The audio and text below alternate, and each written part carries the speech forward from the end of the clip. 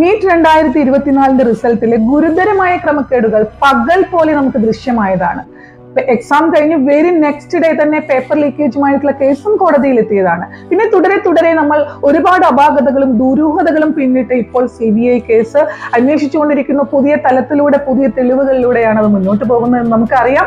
അതുപോലെ തന്നെ ഒരു ഹൈ പവർ പാനൽ തന്നെ ഫോം ചെയ്തിട്ടുണ്ടെന്നും K. രാധാകൃഷ്ണൻ സാറാണ് അതിന്റെ അതോറിറ്റി എന്ന് നമുക്കറിയാം.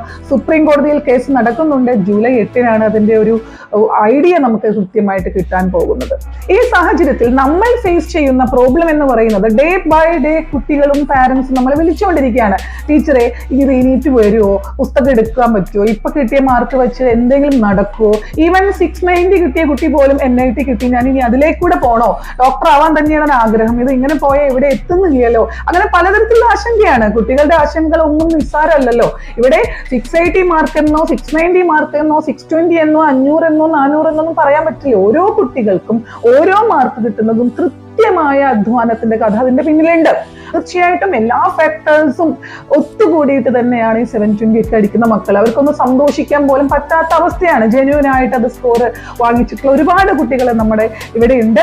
ഇതുപോലെ തന്നെ 650 കിട്ടിയ കുട്ടികൾ എന്താ മോശമാണോ, 655 എന്താ മോശമാണോ? ഒരിക്കലും അല്ല. 630 ഇക്കൊല്ലം കയറുമെന്ന് ഉറപ്പിച്ച് പുസ്തകം സഞ്ചിയിലാക്കി വെച്ച മക്കളുണ്ട്. അപ്പോൾ ഇതൊക്കെ നമുക്ക് റിസൾട്ട് ഉൾക്കൊള്ളാൻ പറ്റാത്തത് കൊണ്ടല്ല.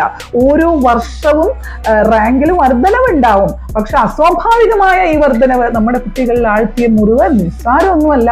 അത് നമുക്ക് കാണാതിരിക്കാൻ പറ്റില്ല. പക്ഷേ ഇതിനെല്ലാം ഉത്തരം പറയാൻ നമുക്കിപ്പോ കുട്ടികളോട് പറ്റുന്നില്ല.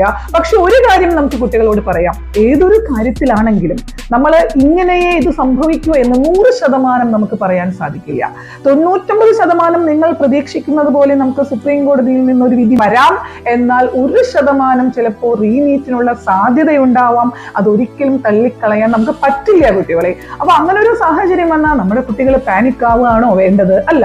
നിങ്ങൾ ഇത്രയൊക്കെ പഠിച്ച് ഇത്ര മാർക്ക് വാങ്ങിയതല്ലേ, അപ്പൊ തീർച്ചയായിട്ടും നമുക്ക് അതിനൊരു സമയം കിട്ടിയാൽ പഠിച്ചെടുക്കാവുന്നത് തന്നെയുള്ളൂ. സംശയമൊന്നുമില്ല. മാർക്ക് കുറഞ്ഞവർക്കാണെങ്കിലും മാർക്ക് കൂടിയവർക്കാണെങ്കിലും ഇതൊരു ക്രൈസിസ് തന്നെയാണ്, പരീക്ഷണം തന്നെയാണ്. പക്ഷേ സാഹചര്യം, കോടതി അതാണ് നമ്മളോട് ഡിമാൻഡ് ചെയ്യുന്നതെങ്കിൽ തീർച്ചയായിട്ടും നമുക്കത് ഫേസ് ചെയ്തല്ലേ പറ്റുള്ളൂ.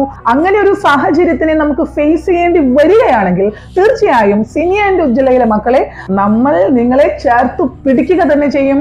ടീം സിനി ആൻഡ് ഉജ്ജ്വല അതിന് എക്യുപ്ഡ് തന്നെയാണ്.